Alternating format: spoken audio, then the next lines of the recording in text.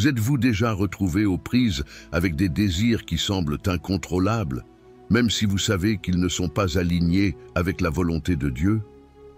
Vous vous demandez peut-être, est-ce que je serai un jour capable de surmonter cela?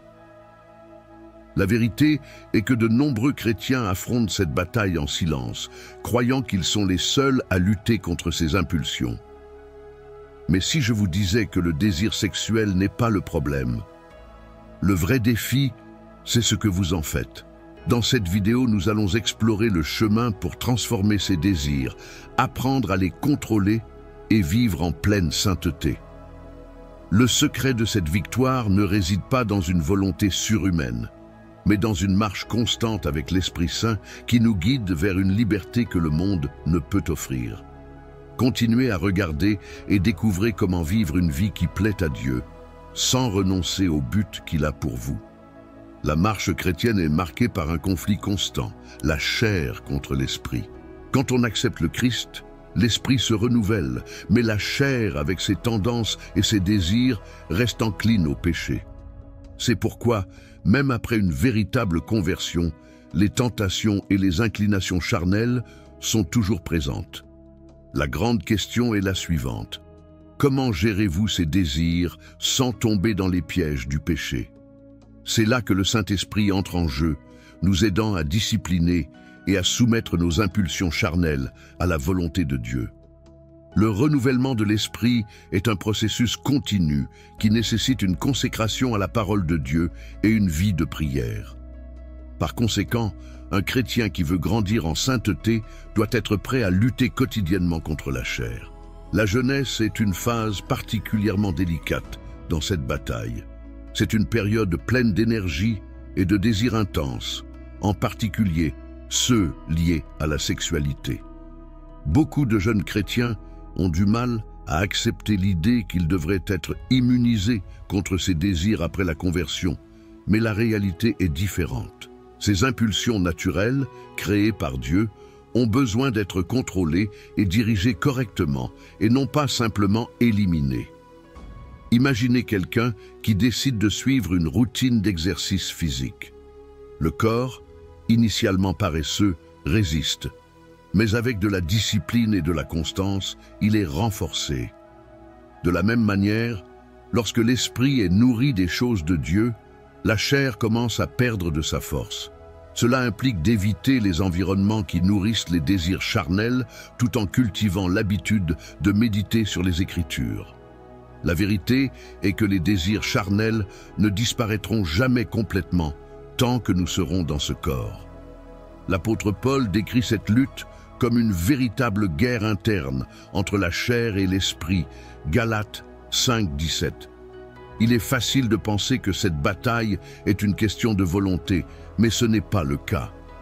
La force dont nous avons besoin vient du Saint-Esprit, qui nous donne la force de résister aux tentations. Un exemple pratique de cela est l'utilisation de disciplines spirituelles, telles que le jeûne, pour fortifier l'esprit et affaiblir la chair.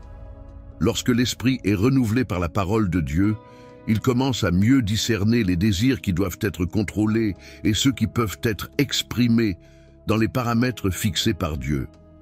Cette guerre interne entre la chair et l'esprit fait partie du processus de sanctification. Au fur et à mesure que le chrétien mûrit, il se rend compte que l'obéissance n'est pas une question de simple suivi de règles, mais d'être transformé par le renouvellement de l'esprit. Romains 12:2. Chaque petite victoire sur la chair apporte une croissance spirituelle significative. Cependant, ces victoires ne proviennent pas d'un effort isolé, mais d'une vie guidée et soutenue par l'Esprit Saint. C'est comme apprendre une nouvelle langue. Au début, chaque mot est difficile, mais avec le temps, il devient naturel de penser et de parler couramment. De même, soumettre les désirs charnels à l'esprit devient de plus en plus naturel à mesure que nous grandissons dans l'obéissance et la foi. Les désirs sexuels font partie de la création de Dieu et ont été conçus dans un but spécifique. Dès le début, Dieu a établi le mariage comme le contexte approprié pour l'accomplissement de ses désirs, comme nous le voyons dans Genèse 2:24. Cependant, Lorsque ces désirs sont mal orientés, ils deviennent une porte ouverte au péché. Pour beaucoup de jeunes chrétiens, la lutte contre la tentation sexuelle est réelle et quotidienne. Il n'y a rien de mal à ressentir ces désirs. Le problème surgit lorsqu'ils sont satisfaits en dehors des paramètres que Dieu a établis. C'est comme avoir une voiture puissante. La vitesse est merveilleuse, mais si vous ignorez les limites de la sécurité et de la signalisation, vous finissez par vous blesser et blesser les autres. Comprendre les limites fixées par Dieu est crucial pour quiconque veut vivre dans la sainteté. Dans le mariage, les désirs sexuels sont non seulement autorisés, mais aussi encouragés. En dehors de cela, cependant, ils ont besoin d'être contrôlés.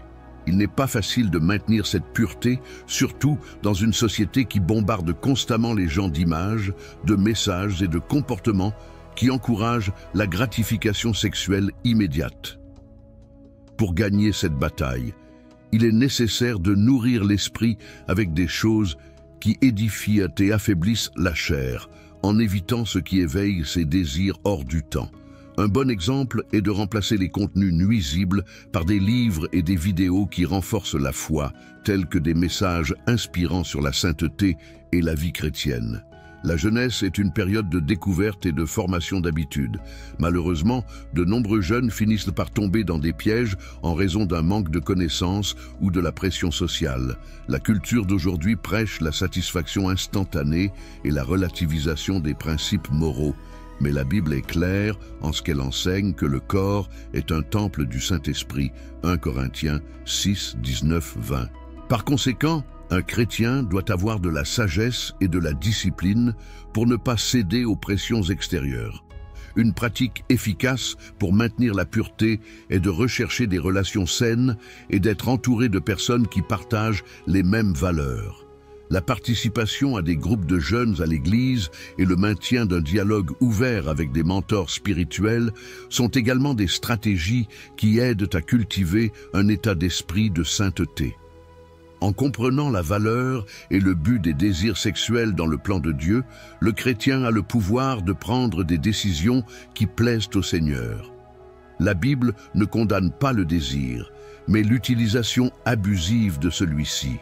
La clé réside dans la transformation de l'esprit, en permettant au Saint-Esprit de gouverner chaque pensée et chaque action.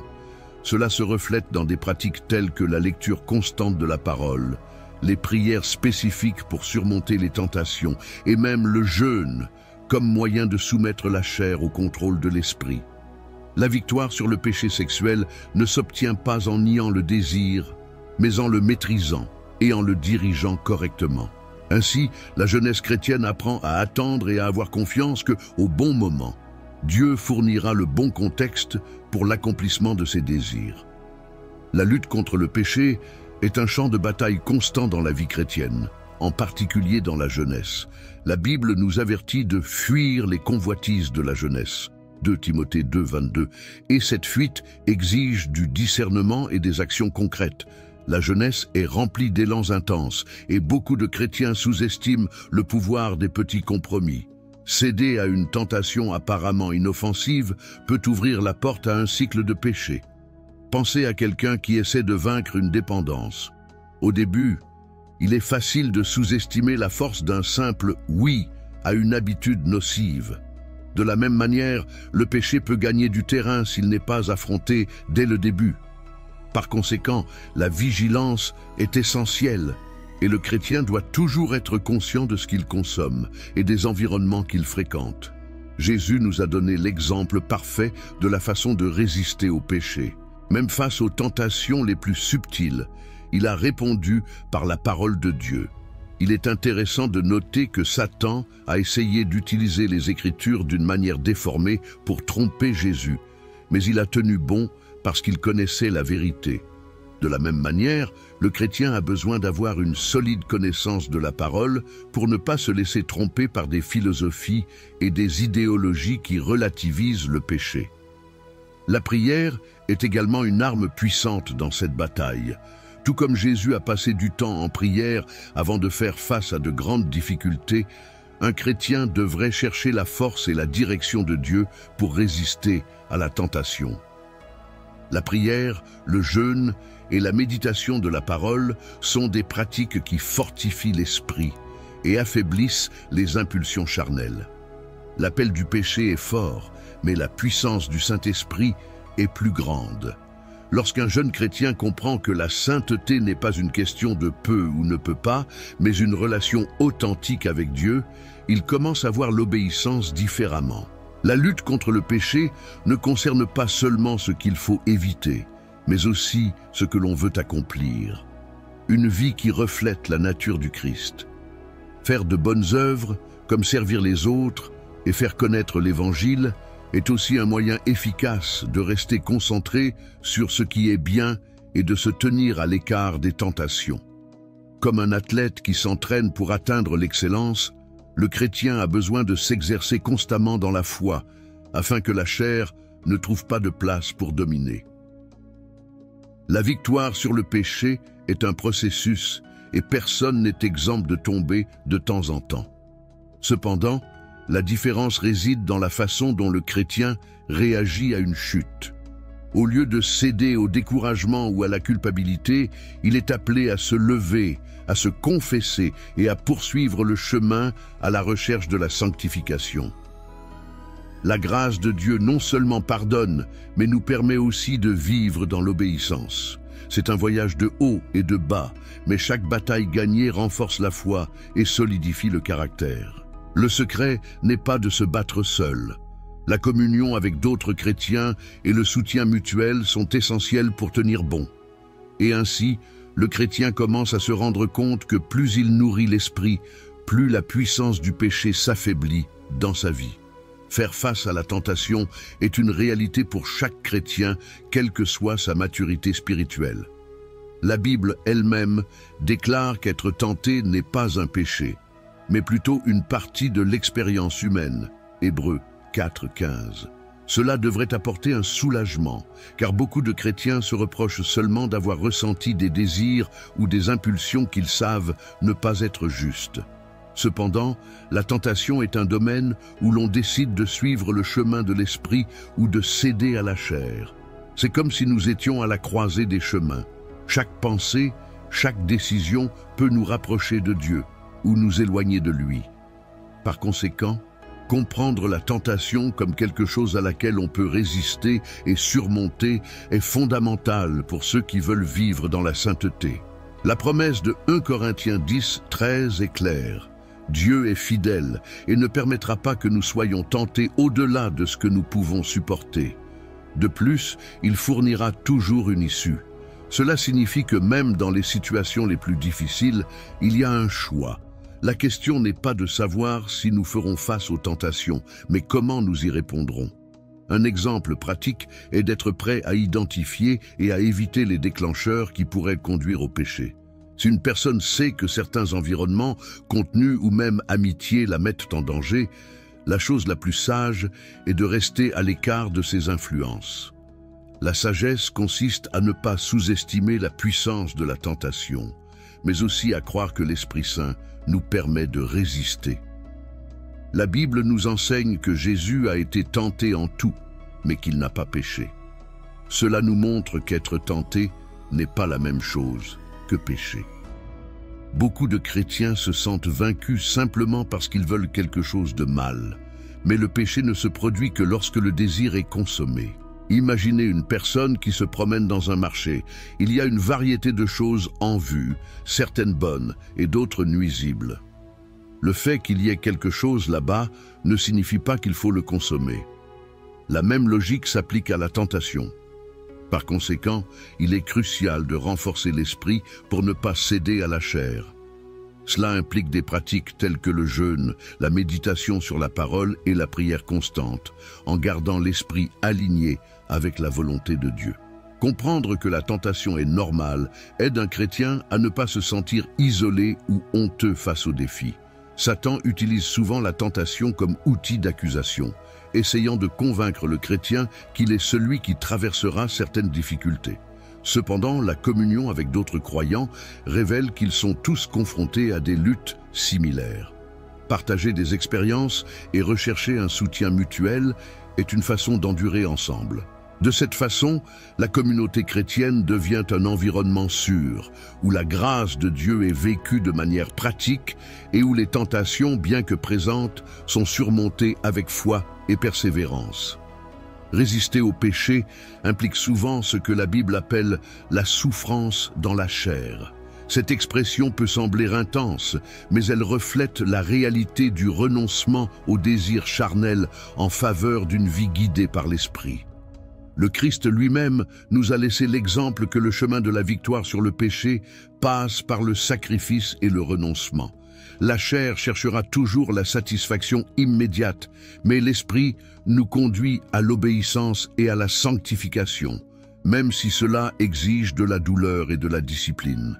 C'est comme un athlète qui, pour atteindre des performances maximales, doit passer par un entraînement intense et douloureux. De même, la vie chrétienne exige de renoncer à certains plaisirs momentanés afin d'atteindre un but plus grand. Ce processus de souffrance ne doit pas être considéré comme quelque chose de négatif, mais comme une opportunité de croissance spirituelle. Jacques 1, 2, 4 nous encourage à considérer que c'est une cause de grande joie lorsque nous affrontons des épreuves, car elles produisent de l'endurance. Dans le contexte de la lutte contre le péché, la souffrance dans la chair est comme une forge qui affine le caractère et renforce la foi. Il est douloureux de dire non quand la chair crie oui, mais chaque fois que le chrétien résiste, il devient plus fort. Des exemples pratiques de cela incluent le choix de ne pas s'engager dans certains divertissements qui nourrissent la chair ou la décision de maintenir l'intégrité même lorsque cela apporte une perte ou un inconfort. Non seulement le Christ a enduré la souffrance, mais il l'a fait avec un but clair, nous libérer de la domination du péché. Il savait que sa victoire sur la croix serait la clé de notre liberté. De même, le chrétien doit voir la souffrance dans la chair comme un moyen d'être davantage comme le Christ et de faire l'expérience de la vraie liberté. L'apôtre Pierre nous rappelle également que celui qui souffre dans la chair cesse de vivre pour les plaisirs humains et commence à vivre pour la volonté de Dieu. 1 Pierre 4, 1, 2. C'est le but de la sanctification. Ne plus être esclave des désirs charnels, mais vivre dans la pleine obéissance à l'Esprit Saint, en se modelant et en se transformant chaque jour. La lutte est réelle et souvent douloureuse, mais le résultat est indéniablement glorieux. Le chrétien qui accepte de souffrir dans la chair récolte des fruits spirituels qui durent pour l'éternité. La paix, la joie et l'intimité avec Dieu sont des récompenses qui l'emportent sur tout plaisir temporaire que le péché offre. Il s'agit d'échanger l'éphémère contre l'éternel, le superficiel contre le profond. Cet échange ne se fait pas sans effort, mais le Saint-Esprit nous donne la force d'endurer et de vaincre.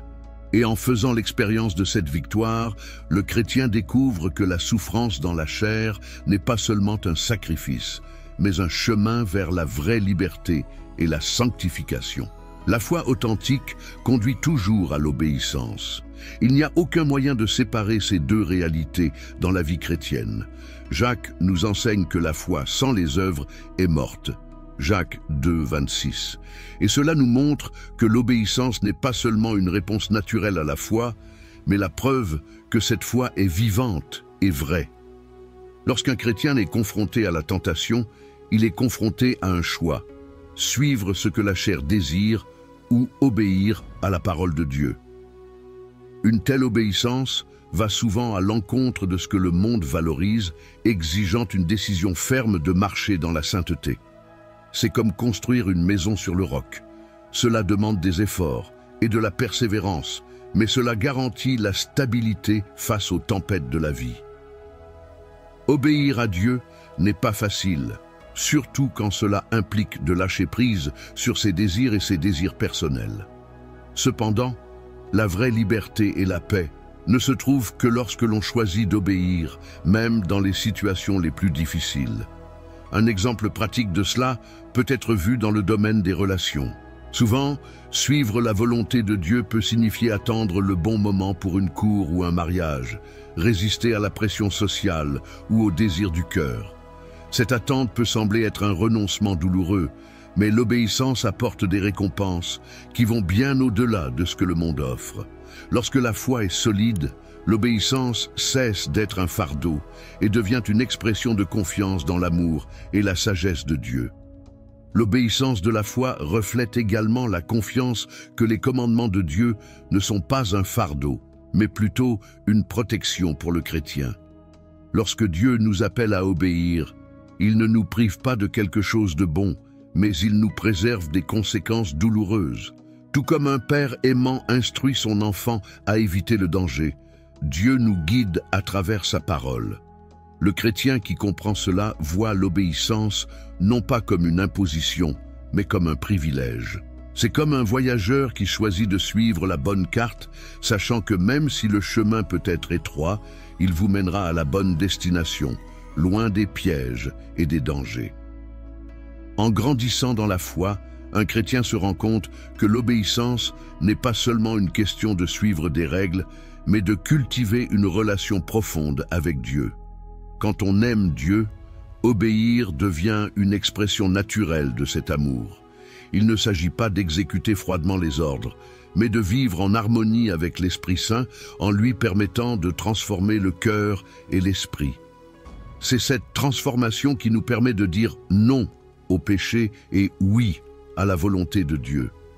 Et plus le chrétien fait l'expérience de cette obéissance, plus il se rend compte que vivre par la foi est le chemin vers une vie pleine et bénie, dans laquelle la chair perd sa force devant la puissance de l'esprit.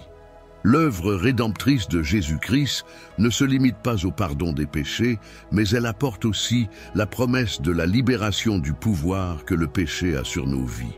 C'est une vérité puissante que beaucoup de chrétiens n'ont pas encore pleinement expérimentée. Jésus a déclaré que si le Fils vous affranchit, vous serez vraiment libre. Jean 8,36, montrant que la liberté va au-delà du pardon. C'est une rupture avec les chaînes qui lient la chair au péché. Pour ceux qui luttent contre les désirs charnels, qu'ils soient hétérosexuels ou homosexuels, cette promesse est particulièrement significative. Le Christ est venu non seulement pour nous sauver des péchés que nous avons déjà commis, mais aussi pour nous libérer de la domination du péché qui insiste pour essayer de gouverner nos vies. Cette liberté, cependant, ne se produit pas instantanément. C'est un processus de sanctification où l'Esprit Saint travaille dans tous les domaines de la vie du chrétien. À chaque tentation surmontée, la puissance du péché s'affaiblit et la liberté devient plus évidente. C'est comme quelqu'un qui, avec le temps, va se libérer des chaînes jusqu'à ce qu'il soit complètement libre. Le secret est de rester ferme dans la parole et de faire confiance à l'œuvre continue du Saint-Esprit. Lorsque le chrétien comprend que la sanctification est un cheminement, il devient plus patient avec lui-même, reconnaissant que les chutes font partie du processus de croissance. Mais le plus important est de ne jamais perdre l'espérance qu'avec le Christ, la victoire est certaine. Cette promesse de liberté est universelle et inclusive. Peu importe le type de péché ou la distance qui sépare quelqu'un, la grâce de Dieu est disponible pour tout le monde. Le Christ n'a pas égard aux personnes. Son œuvre est efficace pour racheter toutes sortes de péchés.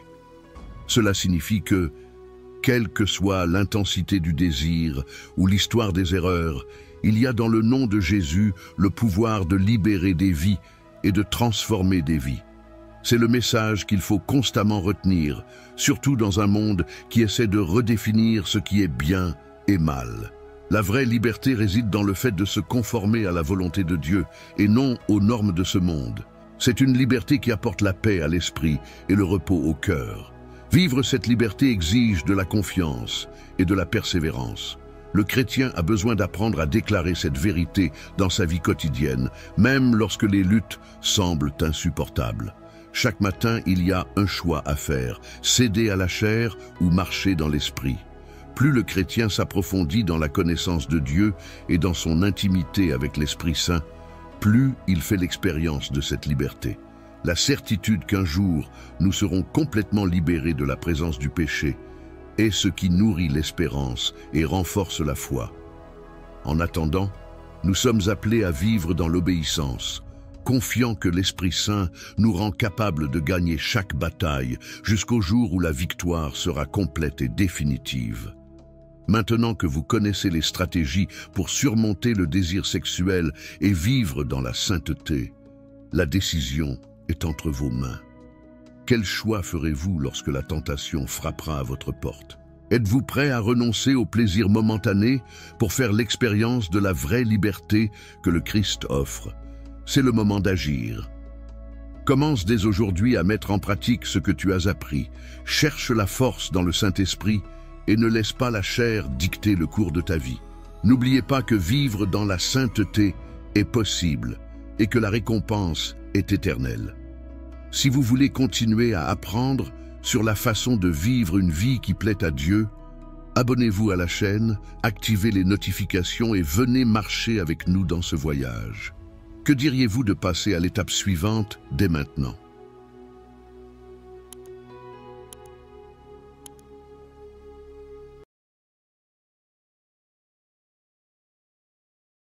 Vous êtes-vous déjà retrouvé aux prises avec des désirs qui semblent incontrôlables, même si vous savez qu'ils ne sont pas alignés avec la volonté de Dieu?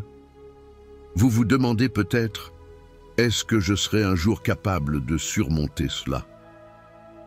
La vérité est que de nombreux chrétiens affrontent cette bataille en silence, croyant qu'ils sont les seuls à lutter contre ces impulsions.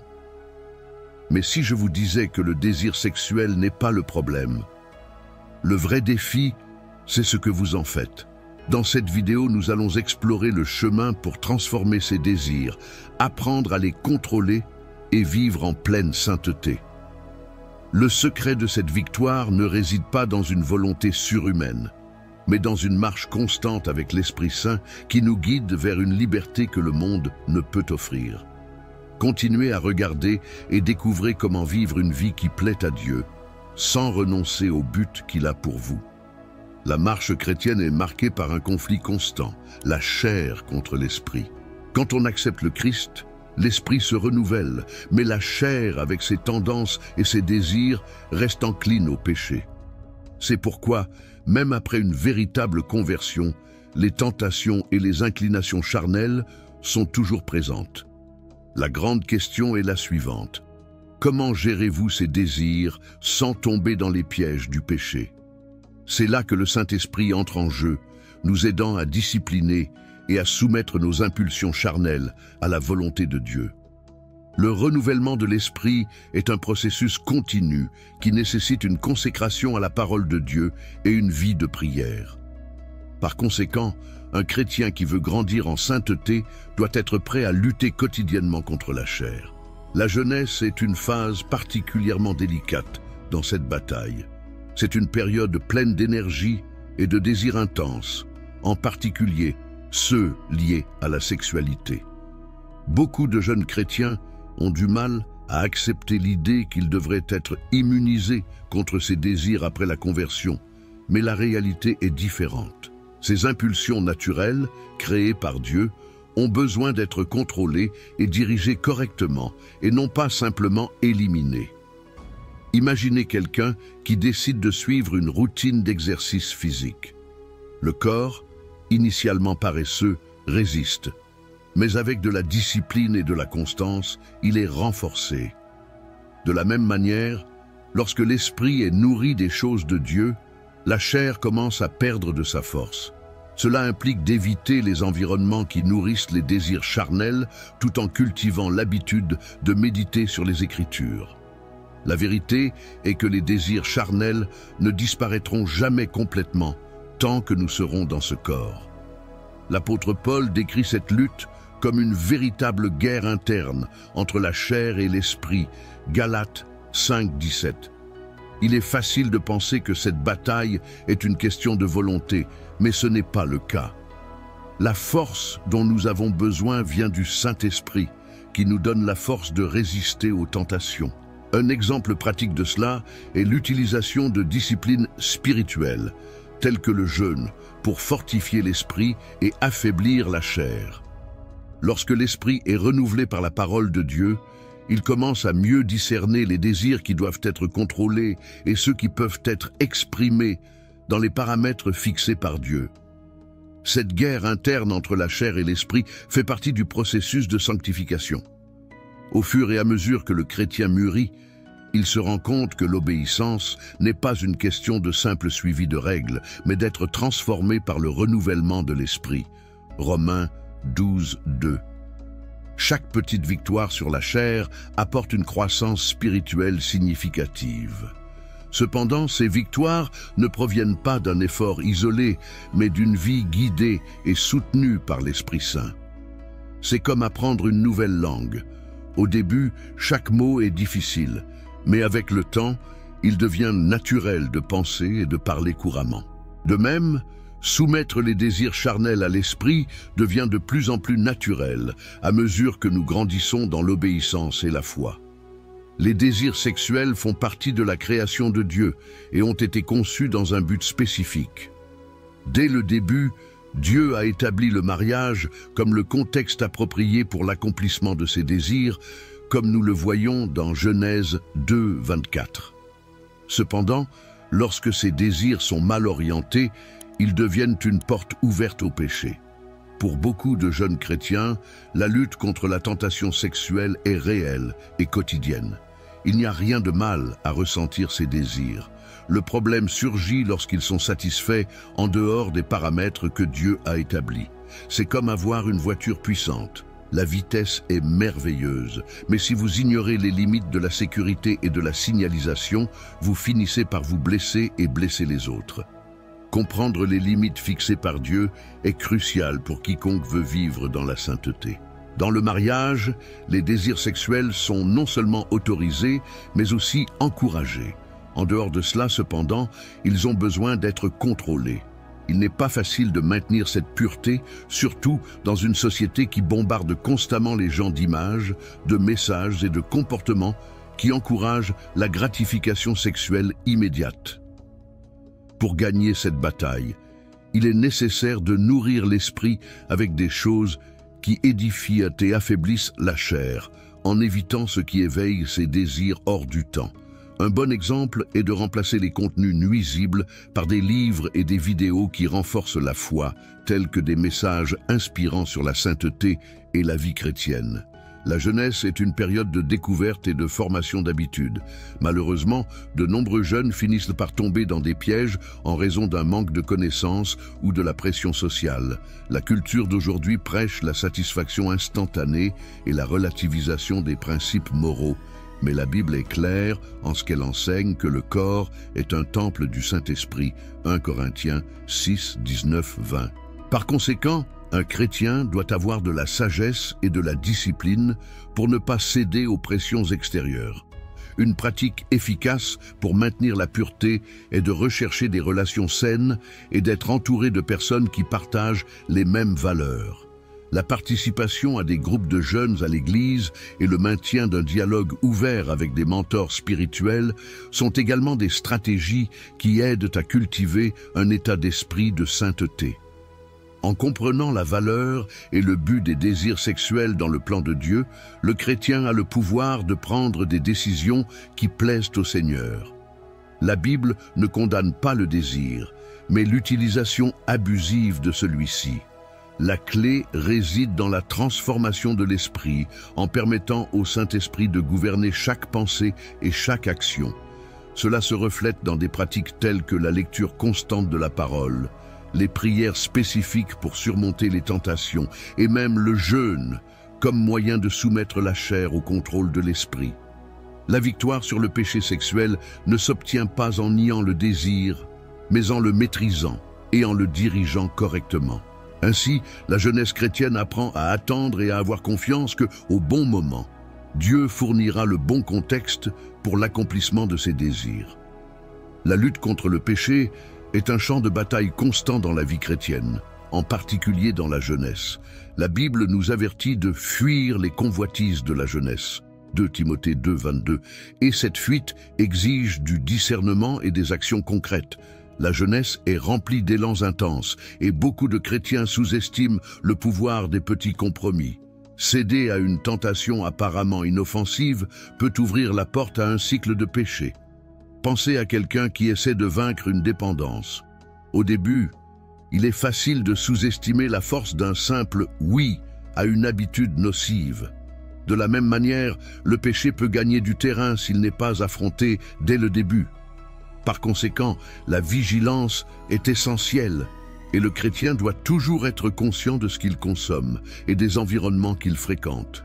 Jésus nous a donné l'exemple parfait de la façon de résister au péché. Même face aux tentations les plus subtiles, il a répondu par la parole de Dieu. Il est intéressant de noter que Satan a essayé d'utiliser les Écritures d'une manière déformée pour tromper Jésus, mais il a tenu bon parce qu'il connaissait la vérité.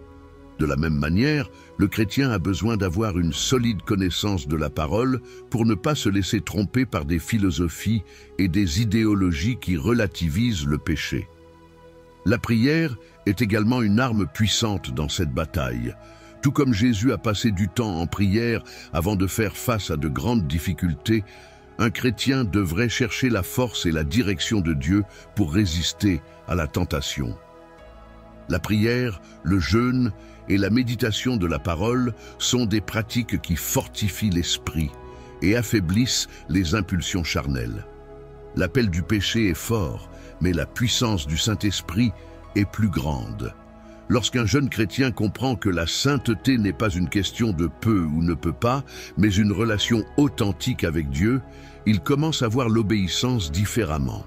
La lutte contre le péché ne concerne pas seulement ce qu'il faut éviter, mais aussi ce que l'on veut accomplir. Une vie qui reflète la nature du Christ. Faire de bonnes œuvres, comme servir les autres et faire connaître l'Évangile, est aussi un moyen efficace de rester concentré sur ce qui est bien et de se tenir à l'écart des tentations. Comme un athlète qui s'entraîne pour atteindre l'excellence, le chrétien a besoin de s'exercer constamment dans la foi, afin que la chair ne trouve pas de place pour dominer. La victoire sur le péché est un processus et personne n'est exempt de tomber de temps en temps. Cependant, la différence réside dans la façon dont le chrétien réagit à une chute. Au lieu de céder au découragement ou à la culpabilité, il est appelé à se lever, à se confesser et à poursuivre le chemin à la recherche de la sanctification. La grâce de Dieu non seulement pardonne, mais nous permet aussi de vivre dans l'obéissance. C'est un voyage de haut et de bas, mais chaque bataille gagnée renforce la foi et solidifie le caractère. Le secret n'est pas de se battre seul. La communion avec d'autres chrétiens et le soutien mutuel sont essentiels pour tenir bon. Et ainsi, le chrétien commence à se rendre compte que plus il nourrit l'esprit, plus la puissance du péché s'affaiblit dans sa vie. Faire face à la tentation est une réalité pour chaque chrétien, quelle que soit sa maturité spirituelle. La Bible elle-même déclare qu'être tenté n'est pas un péché, mais plutôt une partie de l'expérience humaine. Hébreux 4:15. Cela devrait apporter un soulagement, car beaucoup de chrétiens se reprochent seulement d'avoir ressenti des désirs ou des impulsions qu'ils savent ne pas être justes. Cependant, la tentation est un domaine où l'on décide de suivre le chemin de l'esprit ou de céder à la chair. C'est comme si nous étions à la croisée des chemins. Chaque pensée, chaque décision peut nous rapprocher de Dieu ou nous éloigner de lui. Par conséquent, comprendre la tentation comme quelque chose à laquelle on peut résister et surmonter est fondamental pour ceux qui veulent vivre dans la sainteté. La promesse de 1 Corinthiens 10:13 est claire. Dieu est fidèle et ne permettra pas que nous soyons tentés au-delà de ce que nous pouvons supporter. De plus, il fournira toujours une issue. Cela signifie que même dans les situations les plus difficiles, il y a un choix. La question n'est pas de savoir si nous ferons face aux tentations, mais comment nous y répondrons. Un exemple pratique est d'être prêt à identifier et à éviter les déclencheurs qui pourraient conduire au péché. Si une personne sait que certains environnements, contenus ou même amitiés la mettent en danger, la chose la plus sage est de rester à l'écart de ces influences. La sagesse consiste à ne pas sous-estimer la puissance de la tentation, mais aussi à croire que l'Esprit Saint nous permet de résister. La Bible nous enseigne que Jésus a été tenté en tout, mais qu'il n'a pas péché. Cela nous montre qu'être tenté n'est pas la même chose que pécher. Beaucoup de chrétiens se sentent vaincus simplement parce qu'ils veulent quelque chose de mal. Mais le péché ne se produit que lorsque le désir est consommé. Imaginez une personne qui se promène dans un marché. Il y a une variété de choses en vue, certaines bonnes et d'autres nuisibles. Le fait qu'il y ait quelque chose là-bas ne signifie pas qu'il faut le consommer. La même logique s'applique à la tentation. Par conséquent, il est crucial de renforcer l'esprit pour ne pas céder à la chair. Cela implique des pratiques telles que le jeûne, la méditation sur la parole et la prière constante, en gardant l'esprit aligné avec la volonté de Dieu. Comprendre que la tentation est normale aide un chrétien à ne pas se sentir isolé ou honteux face aux défis. Satan utilise souvent la tentation comme outil d'accusation, essayant de convaincre le chrétien qu'il est celui qui traversera certaines difficultés. Cependant, la communion avec d'autres croyants révèle qu'ils sont tous confrontés à des luttes similaires. Partager des expériences et rechercher un soutien mutuel est une façon d'endurer ensemble. De cette façon, la communauté chrétienne devient un environnement sûr, où la grâce de Dieu est vécue de manière pratique et où les tentations, bien que présentes, sont surmontées avec foi et persévérance. Résister au péché implique souvent ce que la Bible appelle la souffrance dans la chair. Cette expression peut sembler intense, mais elle reflète la réalité du renoncement au désir charnel en faveur d'une vie guidée par l'Esprit. Le Christ lui-même nous a laissé l'exemple que le chemin de la victoire sur le péché passe par le sacrifice et le renoncement. La chair cherchera toujours la satisfaction immédiate, mais l'Esprit nous conduit à l'obéissance et à la sanctification, même si cela exige de la douleur et de la discipline. C'est comme un athlète qui, pour atteindre des performances maximales, doit passer par un entraînement intense et douloureux. De même, la vie chrétienne exige de renoncer à certains plaisirs momentanés afin d'atteindre un but plus grand. Ce processus de souffrance ne doit pas être considéré comme quelque chose de négatif, mais comme une opportunité de croissance spirituelle. Jacques 1, 2, 4 nous encourage à considérer que c'est une cause de grande joie lorsque nous affrontons des épreuves, car elles produisent de l'endurance. Dans le contexte de la lutte contre le péché, la souffrance dans la chair est comme une forge qui affine le caractère et renforce la foi. Il est douloureux de dire non quand la chair crie oui, mais chaque fois que le chrétien résiste, il devient plus fort. Des exemples pratiques de cela incluent le choix de ne pas s'engager dans certains divertissements qui nourrissent la chair ou la décision de maintenir l'intégrité même lorsque cela apporte une perte ou un inconfort. Non seulement le Christ a enduré la souffrance, mais il l'a fait avec un but clair, nous libérer de la domination du péché. Il savait que sa victoire sur la croix serait la clé de notre liberté. De même, le chrétien doit voir la souffrance dans la chair comme un moyen d'être davantage comme le Christ et de faire l'expérience de la vraie liberté. L'apôtre Pierre nous rappelle également que celui qui souffre dans la chair cesse de vivre pour les plaisirs humains et commence à vivre pour la volonté de Dieu. 1 Pierre 4, 1, 2. C'est le but de la sanctification. Ne plus être esclave des désirs charnels, mais vivre dans la pleine obéissance à l'Esprit Saint, en se modelant et en se transformant chaque jour. La lutte est réelle et souvent douloureuse, mais le résultat est indéniablement glorieux. Le chrétien qui accepte de souffrir dans la chair récolte des fruits spirituels qui durent pour l'éternité. La paix, la joie et l'intimité avec Dieu sont des récompenses qui l'emportent sur tout plaisir temporaire que le péché offre. Il s'agit d'échanger l'éphémère contre l'éternel, le superficiel contre le profond. Cet échange ne se fait pas sans effort, mais le Saint-Esprit nous donne la force d'endurer et de vaincre.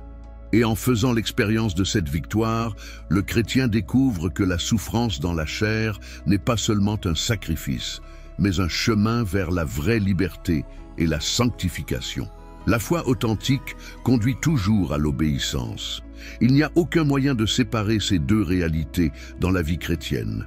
Jacques nous enseigne que la foi sans les œuvres est morte. Jacques 2, 26. Et cela nous montre que l'obéissance n'est pas seulement une réponse naturelle à la foi, mais la preuve que cette foi est vivante et vraie. Lorsqu'un chrétien est confronté à la tentation, il est confronté à un choix: suivre ce que la chair désire ou obéir à la parole de Dieu. Une telle obéissance va souvent à l'encontre de ce que le monde valorise, exigeant une décision ferme de marcher dans la sainteté. C'est comme construire une maison sur le roc. Cela demande des efforts et de la persévérance, mais cela garantit la stabilité face aux tempêtes de la vie. Obéir à Dieu n'est pas facile, surtout quand cela implique de lâcher prise sur ses désirs et ses désirs personnels. Cependant, la vraie liberté et la paix ne se trouvent que lorsque l'on choisit d'obéir, même dans les situations les plus difficiles. Un exemple pratique de cela peut être vu dans le domaine des relations. Souvent, suivre la volonté de Dieu peut signifier attendre le bon moment pour une cour ou un mariage, résister à la pression sociale ou au désir du cœur. Cette attente peut sembler être un renoncement douloureux, mais l'obéissance apporte des récompenses qui vont bien au-delà de ce que le monde offre. Lorsque la foi est solide, l'obéissance cesse d'être un fardeau et devient une expression de confiance dans l'amour et la sagesse de Dieu. L'obéissance de la foi reflète également la confiance que les commandements de Dieu ne sont pas un fardeau, mais plutôt une protection pour le chrétien. Lorsque Dieu nous appelle à obéir, il ne nous prive pas de quelque chose de bon, mais il nous préserve des conséquences douloureuses. Tout comme un père aimant instruit son enfant à éviter le danger, Dieu nous guide à travers sa parole. Le chrétien qui comprend cela voit l'obéissance non pas comme une imposition, mais comme un privilège. C'est comme un voyageur qui choisit de suivre la bonne carte, sachant que même si le chemin peut être étroit, il vous mènera à la bonne destination, loin des pièges et des dangers. En grandissant dans la foi, un chrétien se rend compte que l'obéissance n'est pas seulement une question de suivre des règles, mais de cultiver une relation profonde avec Dieu. Quand on aime Dieu, obéir devient une expression naturelle de cet amour. Il ne s'agit pas d'exécuter froidement les ordres, mais de vivre en harmonie avec l'Esprit Saint en lui permettant de transformer le cœur et l'esprit. C'est cette transformation qui nous permet de dire non au péché et oui à la volonté de Dieu. Et plus le chrétien fait l'expérience de cette obéissance, plus il se rend compte que vivre par la foi est le chemin vers une vie pleine et bénie, dans laquelle la chair perd sa force devant la puissance de l'esprit. L'œuvre rédemptrice de Jésus-Christ ne se limite pas au pardon des péchés, mais elle apporte aussi la promesse de la libération du pouvoir que le péché a sur nos vies. C'est une vérité puissante que beaucoup de chrétiens n'ont pas encore pleinement expérimentée. Jésus a déclaré que si le Fils vous affranchit, vous serez vraiment libre. Jean 8, 36, montrant que la liberté va au-delà du pardon. C'est une rupture avec les chaînes qui lient la chair au péché.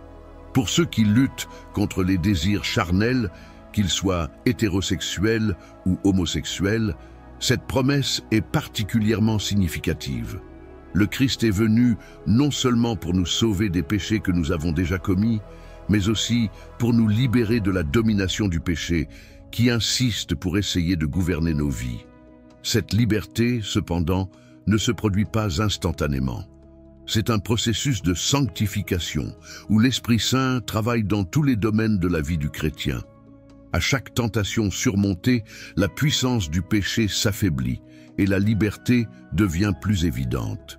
C'est comme quelqu'un qui, avec le temps, va se libérer des chaînes jusqu'à ce qu'il soit complètement libre. Le secret est de rester ferme dans la parole et de faire confiance à l'œuvre continue du Saint-Esprit. Lorsque le chrétien comprend que la sanctification est un cheminement, il devient plus patient avec lui-même, reconnaissant que les chutes font partie du processus de croissance. Mais le plus important est de ne jamais perdre l'espérance qu'avec le Christ, la victoire est certaine. Cette promesse de liberté est universelle et inclusive. Peu importe le type de péché ou la distance qui sépare quelqu'un, la grâce de Dieu est disponible pour tout le monde. Le Christ n'a pas égard aux personnes. Son œuvre est efficace pour racheter toutes sortes de péchés. Cela signifie que, Quelle que soit l'intensité du désir ou l'histoire des erreurs, il y a dans le nom de Jésus le pouvoir de libérer des vies et de transformer des vies. C'est le message qu'il faut constamment retenir, surtout dans un monde qui essaie de redéfinir ce qui est bien et mal. La vraie liberté réside dans le fait de se conformer à la volonté de Dieu et non aux normes de ce monde. C'est une liberté qui apporte la paix à l'esprit et le repos au cœur. Vivre cette liberté exige de la confiance et de la persévérance. Le chrétien a besoin d'apprendre à déclarer cette vérité dans sa vie quotidienne, même lorsque les luttes semblent insupportables. Chaque matin, il y a un choix à faire, céder à la chair ou marcher dans l'esprit. Plus le chrétien s'approfondit dans la connaissance de Dieu et dans son intimité avec l'Esprit Saint, plus il fait l'expérience de cette liberté.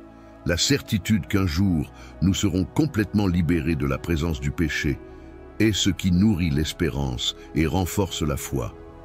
En attendant, nous sommes appelés à vivre dans l'obéissance, confiant que l'Esprit Saint nous rend capables de gagner chaque bataille jusqu'au jour où la victoire sera complète et définitive.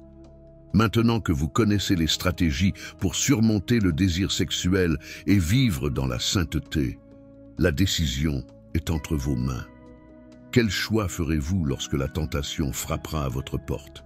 Êtes-vous prêt à renoncer au plaisir momentané pour faire l'expérience de la vraie liberté que le Christ offre? C'est le moment d'agir. Commence dès aujourd'hui à mettre en pratique ce que tu as appris. Cherche la force dans le Saint-Esprit et ne laisse pas la chair dicter le cours de ta vie. N'oubliez pas que vivre dans la sainteté est possible et que la récompense est éternelle. Si vous voulez continuer à apprendre sur la façon de vivre une vie qui plaît à Dieu, abonnez-vous à la chaîne, activez les notifications et venez marcher avec nous dans ce voyage. Que diriez-vous de passer à l'étape suivante dès maintenant?